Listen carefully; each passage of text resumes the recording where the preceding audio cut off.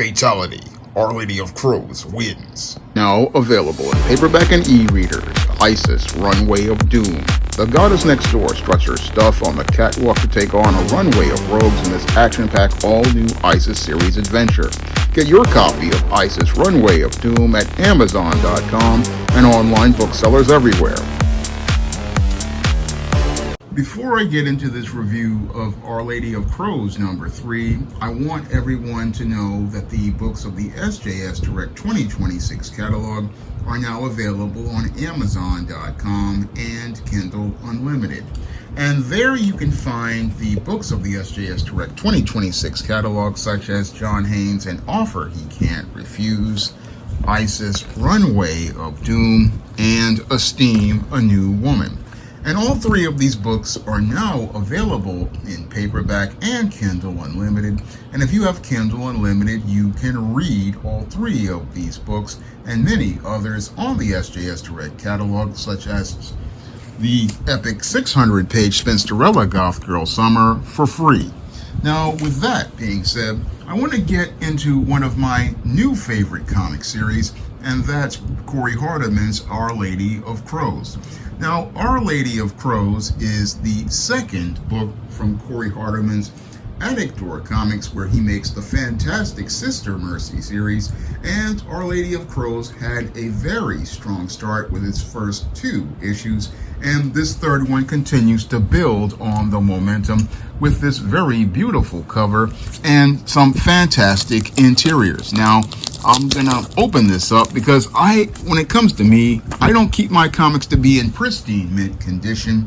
No, I'm a guy who likes to read his comics, and as someone who likes to read his comics, I just want to be able to share them with everyone, and that's one of the reasons why I do these comic review videos.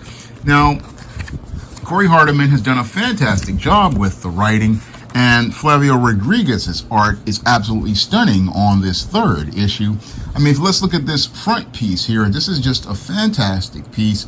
It's very dark and gothic looking, and we get a great gothic looking splash page that opens up the book, and we start to get a great build into a story about Dana, the woman who became Our Lady of Crows, and her struggling with her being more and more detached as related to her humanity. And that's really shown here with this beautiful panel right here, where we see Dana and the crows and her basically struggling as related to things. I mean, this visual right here is just absolutely beautiful right here, showing her dealing with the whole issue of her identity. And as she's there, she basically is out here. We see Matt coming out from the job that he had. He's taken over the radio show that Dana used to have. And now Dana's meeting with Matt because she wants to have some connection to her humanity.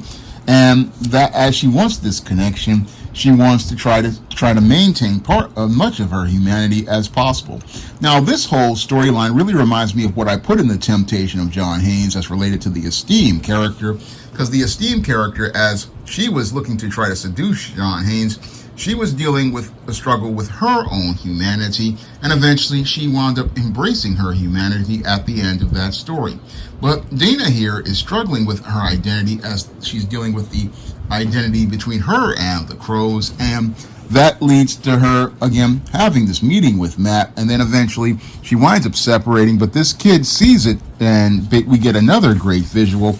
This one really reminds me of one of my favorite movies, The Crow, that the late Brandon Lee starred in, and I remember the sequence with the flaming crow, and that's what this graffiti really reminds me of, and that's where we basically see this whole connection between her and the people before Our Lady of Crows goes out to mete out some justice the way that she does as related to things. Now, as she goes out here, she's going out towards the ship filled with white slavers, and as she goes out on this trip of the ship full of white slavers, basically what happens is the crows basically start meting out their bloody justice. And I'm not going to give away too much of this book because I don't want to, mess up Corey's work. But let's just say a couple of scenes really remind me of Mortal Kombat. This one right here reminds me of Mortal Kombat. And another one with the I don't want to give it away too much of the book. This splash page really reminds me of a Mortal Kombat fatality. So there's a lot of these bad guys basically wind up getting it. And as they get it, I really am taken back to my days when I was in college. I remember in college back in the 90s, you had books like Ghost Rider and The Punisher. And the action in this book really takes me back to those days of the action that I used to see in books like Ghost Rider and The Punisher, and even Everett Hartzell's Razor. That's the kind of action here. And basically, when it comes down to the villains, they're getting the justice that they deserve, because white slavers are just garbage people. They're just garbage people altogether. And Dana's meting out justice on these people that they deserve, but we have to wonder, does it come at the cost of her humanity? And that's the storyline that I like that Corey is building in this story. He's building a story where we're seeing, she's become this otherworldly creature, but she's trying to maintain some sort of balance as related to her humanity. And that's a nice thing to build up on as related to story. And I really am looking forward to the next issue, number 4, to see where things go as related to Dana's struggle, as related to her humanity, as related to her new identity as this creature that's made up of crows. I mean, it's very, very interesting stuff here. Very, very interesting stuff. And I would love to see it further delved into. I mean, this series is just starting, and it's starting out with the strong momentum that Sister Mercy had. So I was really impressed with this 3rd issue. It does a great job from the 1st issue, which established Dana, the 2nd issue, which established her mission, and now is setting us up for the direction. This is almost like, chapters of a novel. That's how well written Corey has put this. And again, I could easily see this book, being in Marvel's Midnight Suns. That's how good this book is. I mean, this is what we used to get with Ghost Rider in the 90s. This is what we used to get with books like many of the other books that we used to get, like the Darkstalkers. And Corey's writing is rock solid on this book, and the artwork by Flavio Rodriguez is absolutely fantastic. And if this were around in the 90s, we possibly would be getting a glow-in-the-dark cover. We'd possibly be getting, a glow-in-the-dark cover of Dana and the Crows, just like we got the glow-in-the-dark cover of Ghost Rider. And when it comes to this book, I highly recommend it. I highly recommend you get the whole series, because this book is exceptionally well written. The character development is really strong. We've got good direction. I mean, the artwork is absolutely fantastic, and everything here just works so well. So when it comes down to Our Lady of Crows, I'm not crowing about this book. The only thing I want people to do is go out here whenever Corey has another Kickstarter for the 4th issue of Our Lady of Crows, and go out here and pick this book up. Go out here and definitely pick up this book and the back issues too, because you're not going to be disappointed by Our Lady of Crows. And the only thing you're going to be doing if you crow is go out here and spread the word of mouth on this book. Spread the word of mouth on one of the best books, I would say, of 2026, and a fantastic book from first page to last. Basically, this is why I love to go out here and support independent comics, because you get great concepts like Our Lady of Crows, and I can't wait until the next book comes out and basically continues this great story of Dana as related to her transformation into this really dark and gothic creature.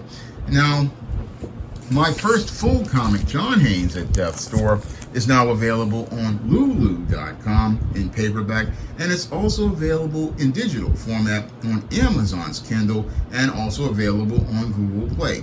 And you can pick up my other comic, Esteemed No Good Deed, for just 99 cents on Kindle. And you can also find Esteemed No Good Deed in the back of the Esteemed series book, Esteemed Blast from the Past. So if you guys want to see me continue to do more comic reviews of great independent comics, because not that many people on YouTube go out here and support and review the independent comics that are available on Kickstarter and share them with you. You guys can help me be able to continue supporting all these great independent creators.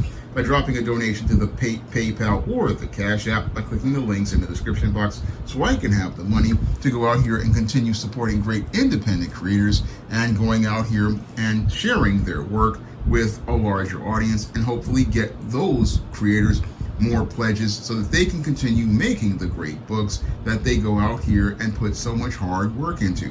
That's all I have to say for this comic review video. You can comment, rate, and subscribe. Now available in paperback and Kindle Unlimited, Esteem a New Woman. The devilish diva starts on the road to becoming a new creature in Christ in this all-new Esteem series adventure. Get your copy of Esteem a New Woman at Amazon.com in paperback and Kindle Unlimited today. Now available in paperback and e-readers, John Haynes, An Offer He Can't Refuse.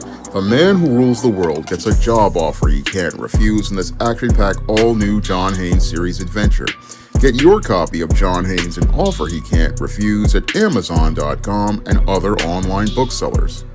Support Black-owned and Black-operated digital broadcast media. www.niceradionetwork.com. Nice Radio Network, broadcasting 24 hours a day, 7 days a week.